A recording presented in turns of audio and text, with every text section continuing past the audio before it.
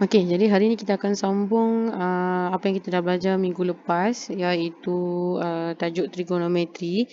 Okey, jadi minggu lepas kita dah belajar tentang sukuan, sudut tu terletak dalam sukuan mana. Jadi kita akan gunakan maklumat tu untuk masuk subtopik seterusnya lah. Okey, jadi kamu boleh rujuk kamu punya buku nota tu, muka surat 42. Dekat situ kita dah adalah subtopik yang seterusnya, iaitu menentukan nilai sin, cos dan tangent bagi sukuan 2, 3 dan 4 berdasarkan rujukan sepadan lah.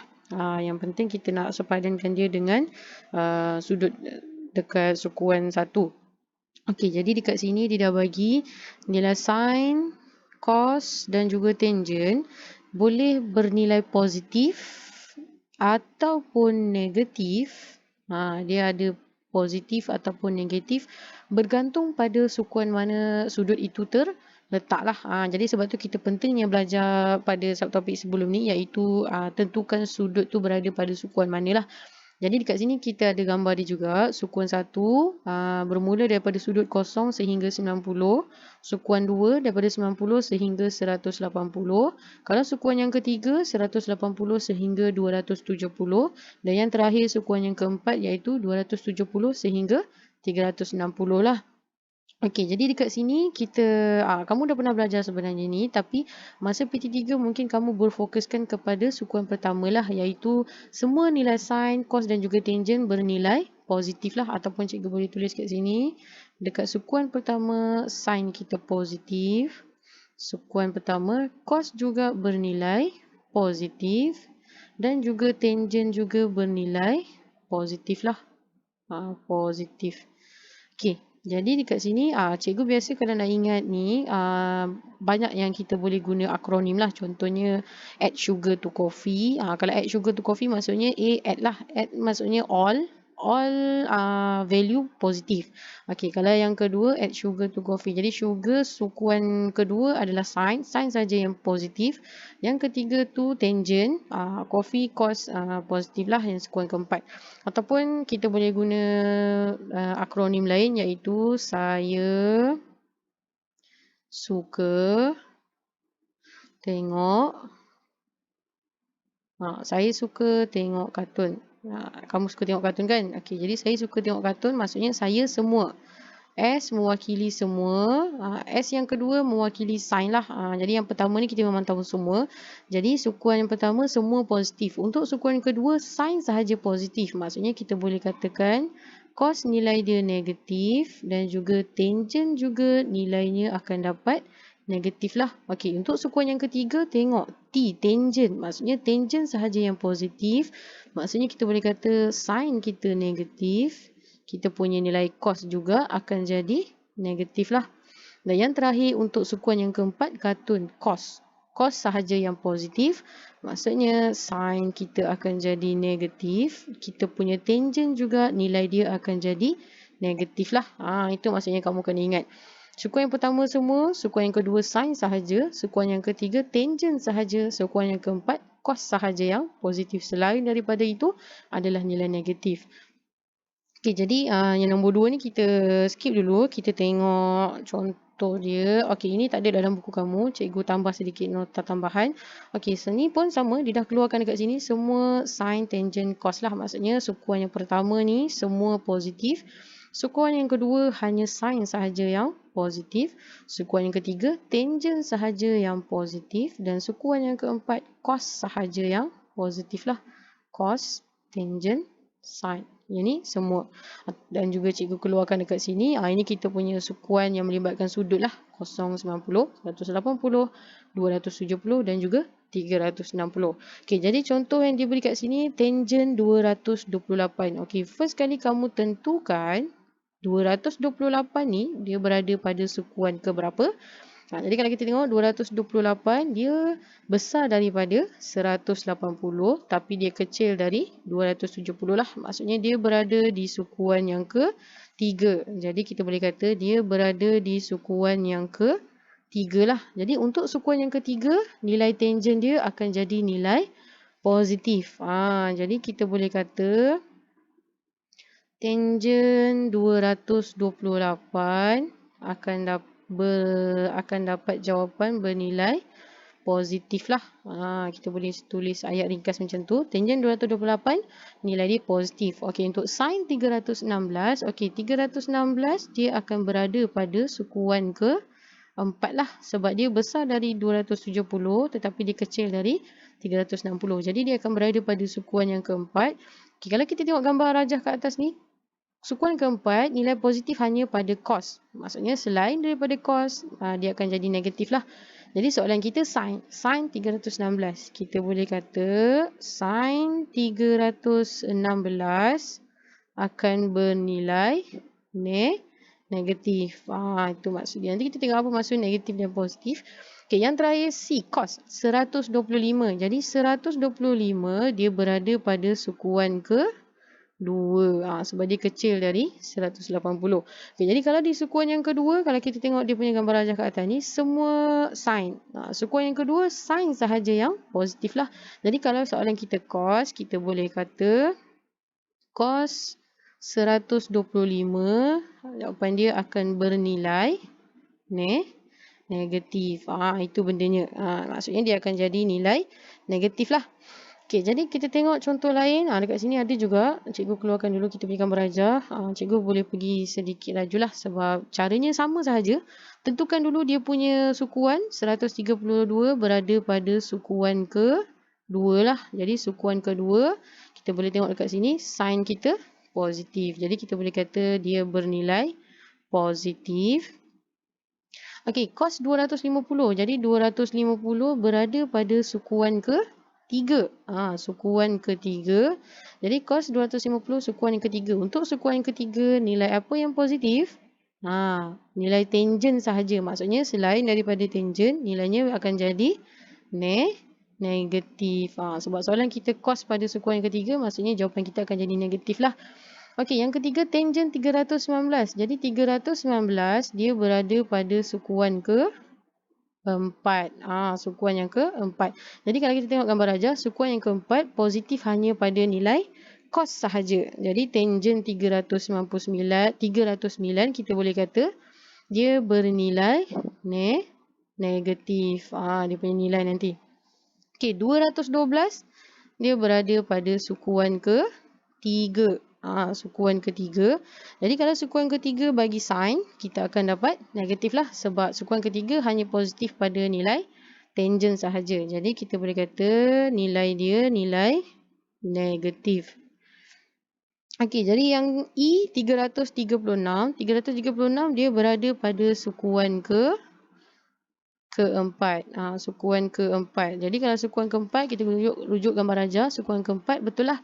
Cos kita bernilai positif lah. Jadi E kita boleh kata nilai dia akan jadi nilai positif. Dan yang terakhir 158. 158 adalah sukuan ke-2. Sukuan kedua. Jadi sukuan kedua nilai sin sahaja yang positif. Jadi soalan kita tangen. Maksudnya jawapan kita nanti akan bernilai negatif. Itu dia contoh yang kita boleh tengok. Okey, dalam buku kamu, ini dalam buku kamu boleh rujuk muka surat 42. Okey, dia suruh kita tentukan, sama saja, dia suruh kita tentukan sama ada nilai yang diberi berikut bernilai positif ataupun negatif lah. Jadi positif ke negatif bergantung pada sukuan sudut tersebut terletak lah. Jadi kita boleh, cikgu keluarkan dekat sini, kita punya gambar rajah sukuan tadi. Okey, contoh yang pertama dia dah bagi jalan penyelesaian. Okey, sin 20. 20 ni berada pada sukuan 1. Jadi pada sukuan 1, semua nilai akan jadi positif lah. Jadi sin 20 bernilai positif lah. Ini kita punya jawapan dalam bentuk ayat lah. Jadi cikgu boleh ringkaskan sedikit lah dia punya cara penulisan jawapan. Yang penting kita ada keyword dia. Maksud dia sampailah. Okay, jadi untuk yang contoh yang pertama, cos 140. Jadi 140 ni dia berada pada sukuan ke 140 dia berada pada sukuan ke-2 lah. Jadi cos 140 berada pada sukuan kedua. Kalau kita tengok sukuan yang kedua, nilai positif hanya pada nilai sin. Jadi kita boleh kata cos 140 jawapan dia akan bernilai negatif lah. Sebab dia berada pada sukuan yang kedua. Okey, tangen 345. 345 ni dia berada pada sukuan 345 berada pada sukuan yang keempat. Sukuan keempat. Okey, jadi dekat sukuan yang keempat, nilai yang positif hanya pada nilai cos. Jadi bila soalan kita tangent, maksudnya jawapan kita tangent 345 akan jadi nilai negatif. Ini cara ringkas ni lah. Nak tulis ayat panjang pun boleh. 345 terletak pada sukuan 4, jadi tangent 345 bernilai negatif. Itu dalam bentuk ayat lah. Okey, jadi C, tangent 225. Jadi 225 dia terletak pada sukuan yang ketiga. Jadi sukuan yang ketiga. Jadi kita boleh tengok kat sini, sukuan yang ketiga hanya tangent sahaja yang positif lah. Jadi betul lah soalan ni dia minta tangent 225. Jadi kita boleh kata tangent 225 akan bernilai cikgu dah tertulis pula bernilai positif. Kat situ. Jawapan dia akan bernilai positif lah. Jadi untuk cos 300, cos 300 dia berada pada sukuan 300 berada pada sukuan ke-4. Jadi untuk sukuan yang keempat, kalau kita tengok gambar rajah, hanya cos sahaja yang positif, maka kita boleh kata, cos 300 akan dapat nilai positif. Itu dia. Dan yang terakhir 97. Jadi 97 adalah sukuan ke-2 lah, sebab dia dah melebihi 90. Jadi kita boleh kata sin 97. Kalau kita tengok gambar rajah, sukuan yang kedua sin sahaja yang positif lah. Jadi sin 97 nilainya akan jadi positif. Itu saja untuk kita cara nak tentukan sama ada dia positif ataupun negatif lah.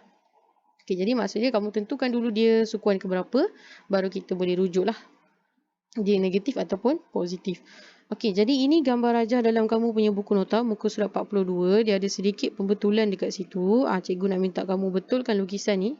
Nampak ni lukisan dekat tepi ni, nombor 2 ni. Yang pertama kita dah tengok tadi. Jadi ini yang nombor 2.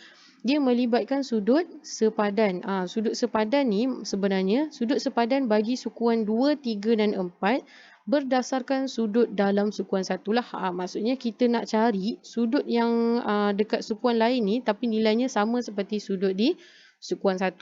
Itu maksud dia. Jadi kita punya simbol dalam buku tu agak mengelirukan lah. Sebenarnya sudut sepadan biasa kita guna lambangkan dia sebagai alfa lah. Alfa. Jadi kalau theta bermaksud sudut yang diberi dalam soalan. Ini sudut sepadan. Okey, jadi kalau cikgu keluarkan gambar baru untuk kamu tengok, cikgu minta kamu salin. Ini gambar baru dia. Okey, jadi untuk sukuan 1, sukuan 2, sukuan 3 dan sukuan 4, cikgu dah lukiskan gambar baru dekat sini. Okey, gambar sebenarnya yang dalam buku kamu tu, dia mewakili nilai theta. Ataupun kita boleh kata dekat sini, theta sebenarnya adalah sudut yang diberi dalam soalan lah. Sudut dalam soalan. Okey, kalau alfa pula kebiasaannya, kalau cikgu boleh tukar dekat sini, alfa. Okey, alfa sebenarnya mewakili nilai sudut sepadan lah. Sudut sepadan dalam sukuan pertama. Tapi dia berada pada sukuan 2, 3 dan juga 4. Kalau kamu nampak gambar kat sini. Okey, untuk sukuan yang pertama, sebenarnya alfa dan juga sudut yang diberi dalam soalan adalah nilai yang sama lah. Sebab kita nak padankan sudut tu dalam sukuan 1. Jadi kalau dia dah memang dalam sukuan 1, jadi nilainya sama. Jadi kita boleh tulis dekat situ, sudut sepadan adalah sama dengan sudut yang diberi dalam soalan. Itu maksud dia. Jadi untuk sukuan yang pertama, jawapan dia sama. Sudut sepadan sama dengan sudut diberi dalam soalan. Okey, untuk sukuan yang kedua, sudut dalam soalan dah diberi kat sini. Ini kita punya gambar sudut yang diberi dalam soalan, diwakili oleh theta. Theta ni sudut dalam soalan. Okey, jadi untuk dapatkan sudut sepadan, nampak gambar kat sini ni, sudut sepadan. Ataupun cikgu boleh cakap lagi satu, sudut sepadan ni dia mesti bersentuhan. Dia bersentuhan dengan garis sudut dan juga garis sudut dan paksi X lah. Itu dia punya. Okay, kalau kamu nampak dekat sini, nampak ni garis sudut dan juga paksi X. Jadi dia berada di sini. Sama juga dengan sukuan yang kedua. Garis sudut ni dengan paksi X. Jadi kita punya sudut sepadan berada di sinilah. Jadi ini adalah kita punya alfa. Jadi untuk dapatkan nilai alfa ni, apa yang kita perlu buat? Kita dah tahu dah. Satu garis lurus diwakili oleh nilai 180. Jadi untuk dapatkan nilai kecil ni, apa kita perlu buat? 180 tolakkan dengan sudut theta kita. Jadi kita akan dapat sudut alfa. Jadi alfa nak dapat ni, alfa ni kita nak dapat macam mana caranya untuk sukuan yang kedua.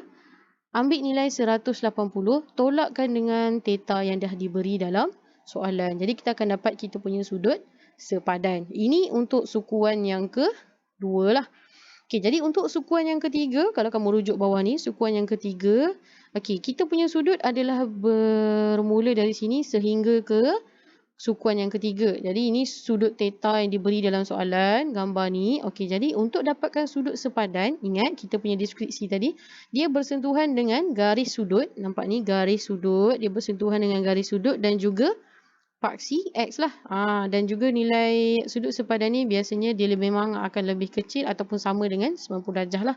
Sebab dia mesti sepadan dengan sukuan pertama. Sebab sukuan pertama, description dia antara 0 sehingga 90 darjah. Itu dia punya sukuan pertama punya sudut.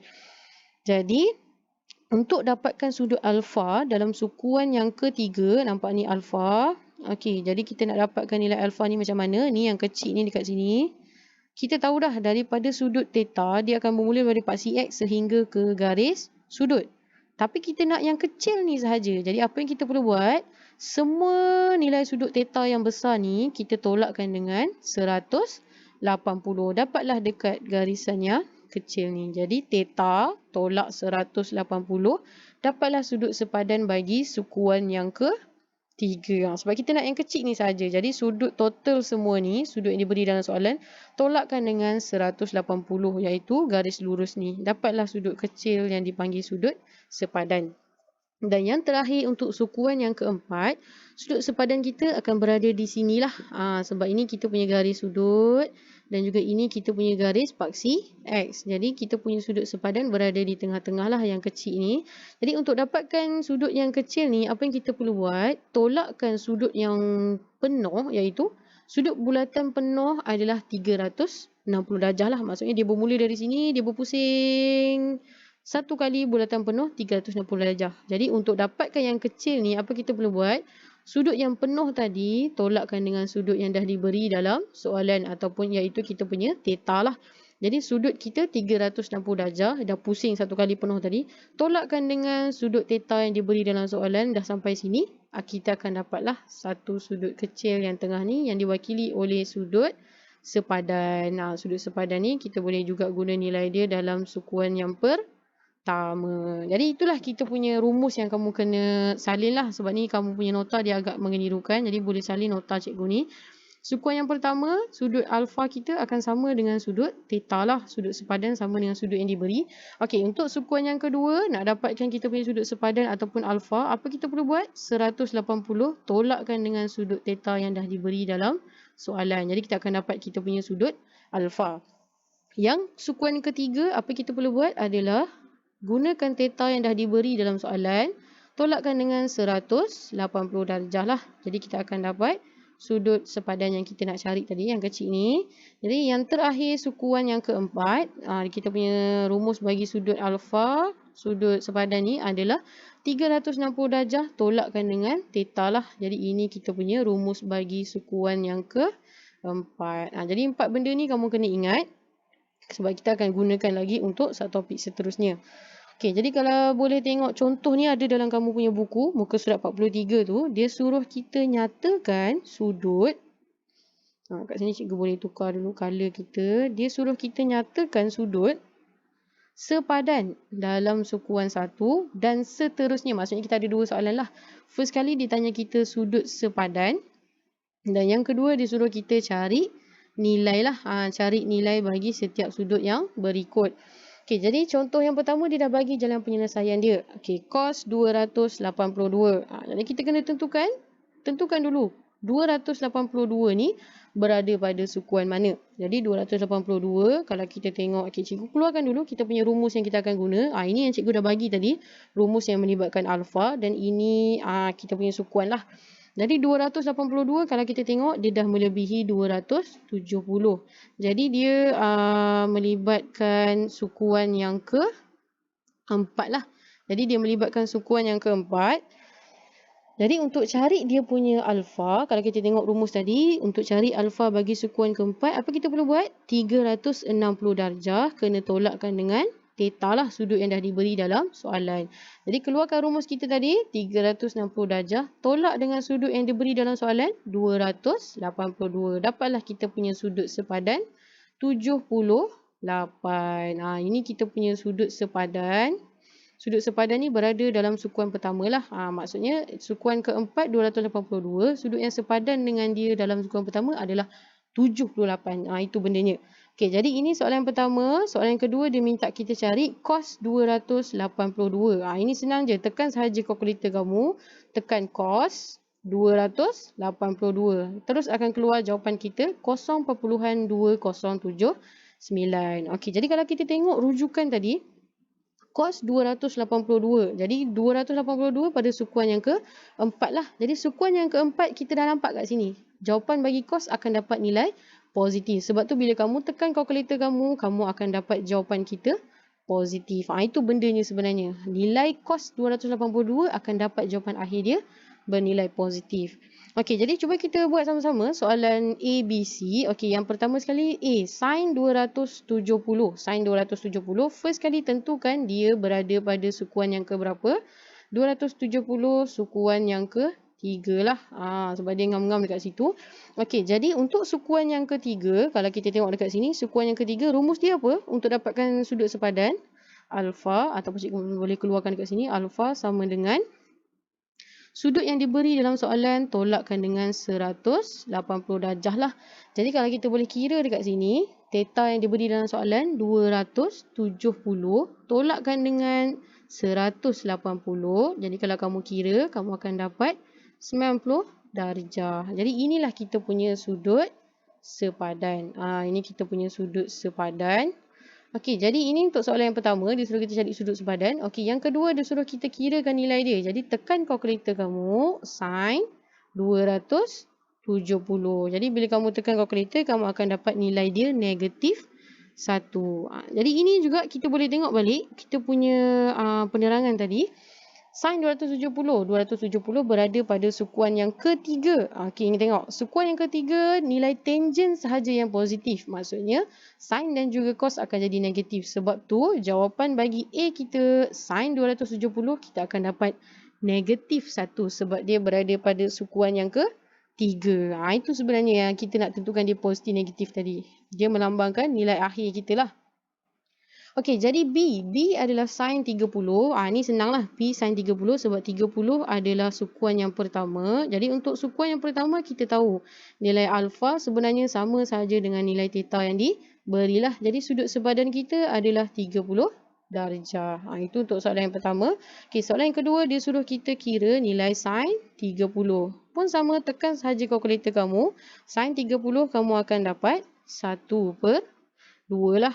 Sebab kita dah tahu kalau sukuan yang pertama, nilai sin, cos dan juga tangent semuanya positif. Jadi jawapan kita betul lah, positif 1/2. Okey, yang terakhir C, tangent 50. Pun sama, 50 dia berada pada sukuan 1. Jadi kita boleh kata alfa sama dengan theta. Jadi kita punya alfa nilainya 50 darjah lah, sudut sepadan. Okey, yang terakhir dia suruh kita cari nilai. Masuk kalkulator tangent 50. Dapatlah kita punya nilai 1.19 lah. Dia akan jadi positif jugalah sebab dia berada pada sukuan pertama. Itu bendanya untuk kita cari sudut sepadan dan juga tentukan nilai tu positif ke negatif lah. Gunakan sahaja kalkulator kamu. Okey, jadi ini nilai sin, cos dan juga tangent bagi sudut-sudut khas. Dia dah bagi dalam kamu punya buku tu, muka surat 42. Sebenarnya nilai-nilai ni berujuk kepada inilah gambar rajah sudut khas ni. Ni 60, 30, 1, punca kuasa 3, 2, punca kuasa 2, 45, 45, panjang dia samalah 1. Jadi sudut-sudut khas ni dia merujuk kepada segitiga bersudut tegak dan dia menggunakan konsep soh, kah dan juga toa lah. Nanti kita tengok apa benda soh kah toa ni. Okey, jadi kita tengok seterusnya. Okey, nota ni tak ada dalam buku kamu. Cikgu tambah sedikit sebab benda ni kamu dah belajar masa PT3. Jadi cikgu ulang untuk kefahaman kamu lah. Supaya mana tahu kamu lupa kan. Okey, jadi kalau cikgu keluarkan kamu punya gambar rajah segitiga tadi dekat sini. Okey, soh kah toa ni kita boleh guna kalau kita ada segitiga bersudut tegak lah. Segitiga bersudut tegak. Tetanya dekat sini. Ini kita punya teta. Okey, theta tu tak kisahlah nak berada di sini ataupun sini. Okey, jadi apa yang kita boleh tu katakan dekat sini. Okey, kalau kita dah ada theta dekat situ, jadi kita boleh merujuk kepada apa yang bertentangan dengan theta. Bertentangan. Maksudnya bertentangan. Ataupun kita boleh kata nilai kita punya ni adalah opposite. Kan? Dia punya bahasa Inggerisnya opposite. Okey, ataupun kita simbolkan dia sebagai O lah. Kita punya simbol O. Dia bertentangan.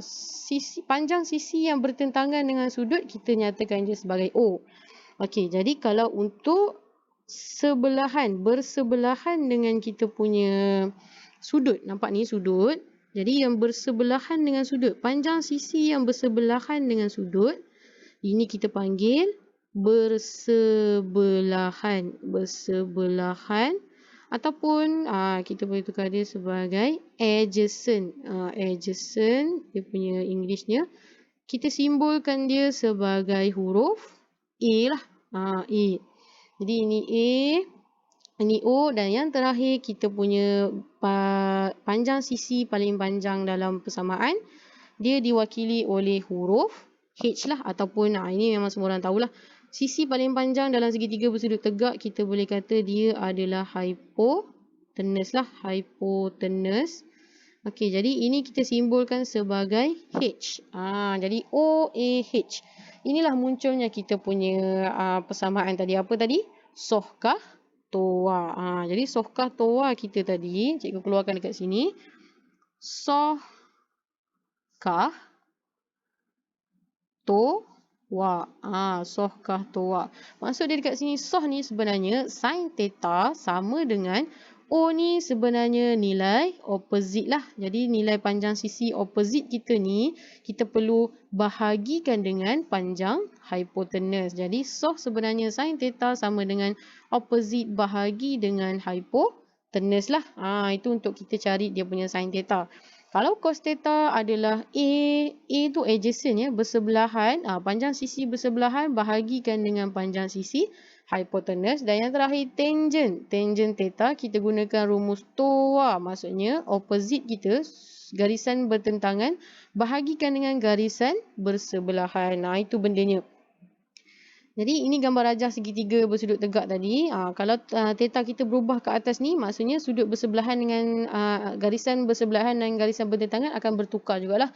Apa yang kekal hanyalah kita punya hypotenuse saja. Sebab hypotenuse adalah garisan paling panjang bagi segitiga bersudut tegak lah. Okey, jadi itu sedikit revision mengenai soh kah toa.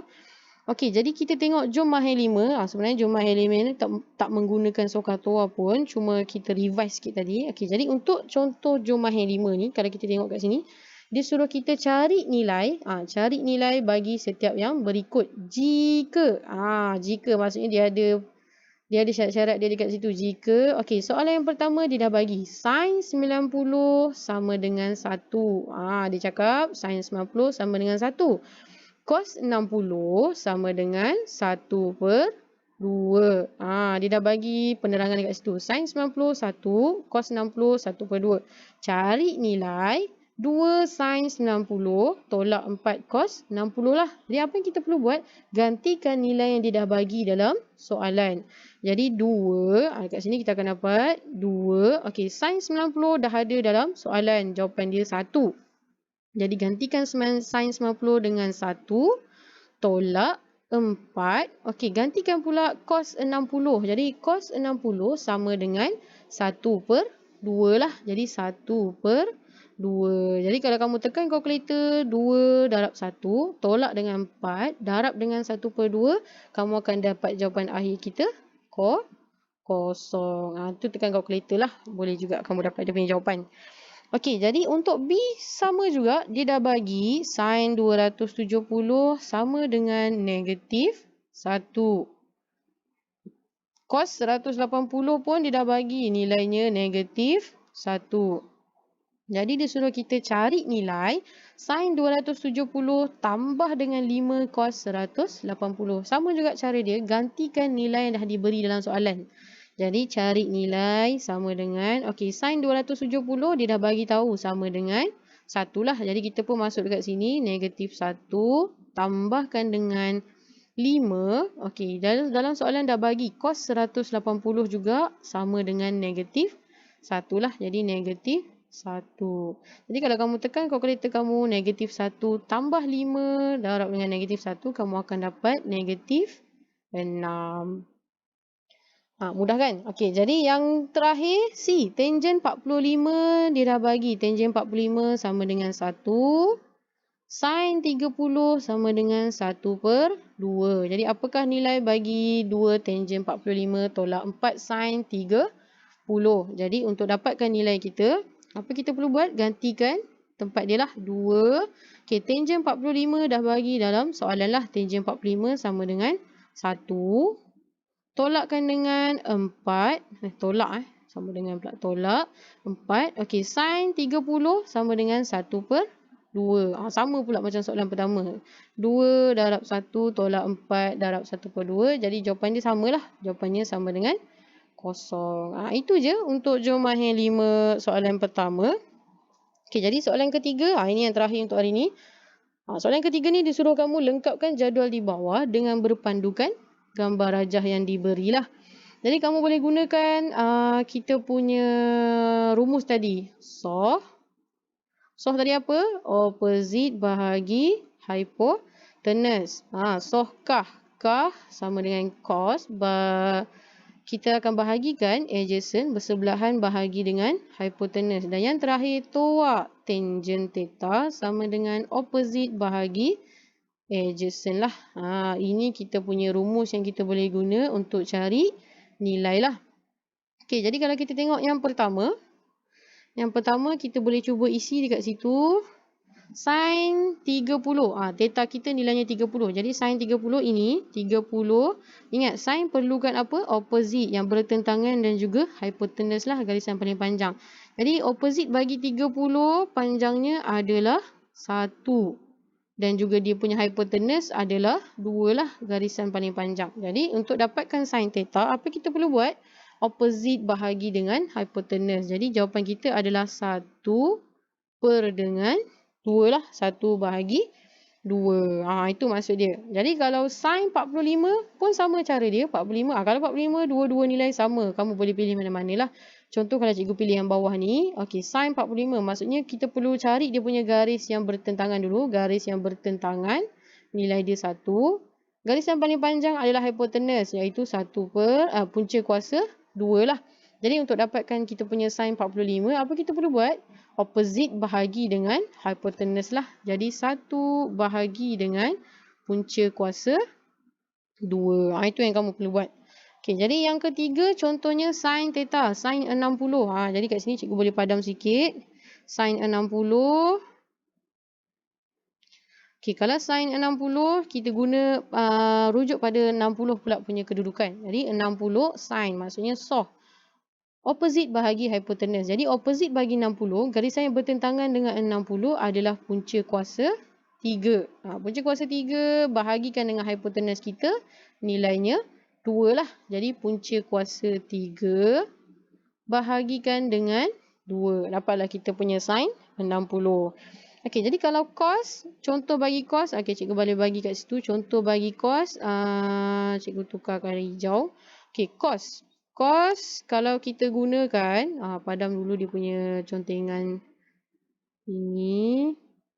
Okey, kalau cos kita gunakan rumusnya kah lah. Maksudnya adjacent ataupun bersebelahan bahagikan dengan hypotenuse. Okey, contoh bagi cos 30. Jadi cos 30 kat sini adjacent. Adjacent maksudnya bersebelahan. Jadi bersebelahan dengan sudut 30 adalah punca kuasa 3 bahagikan dengan hypotenuse. Jadi hypotenuse kita 2. Jadi kita akan dapat jawapannya punca kuasa 3 per dengan 2 lah. Itu maksud dia. Jadi 45 dengan 60 ni pun cara yang sama. Jadi kamu boleh penuhkan dia punya kotak kat situ. Dan yang terakhir, cikgu boleh tunjuk dekat kamu contoh untuk tangent. Tangent 45. Tangent 45, contoh kat sini lah. TOA. Jadi TOA maksudnya panjang sisi yang bertentangan dengan 45 adalah 1. Sisi bersebelahan dengan 45 adalah 1 juga. Jadi 1 bahagi 1. Jadi 1 bahagi 1 kita akan dapat 1 lah. Itu maksud dia. Gunakan dia punya rumus Sohkah TOA untuk penuhkan dia punya jadual lah. Ataupun sebenarnya kamu boleh rujuk dekat jadual yang dah ada dekat muka surat 42. Jadi itu saja untuk hari ini. Kita akan sambung hari Jumaat lah.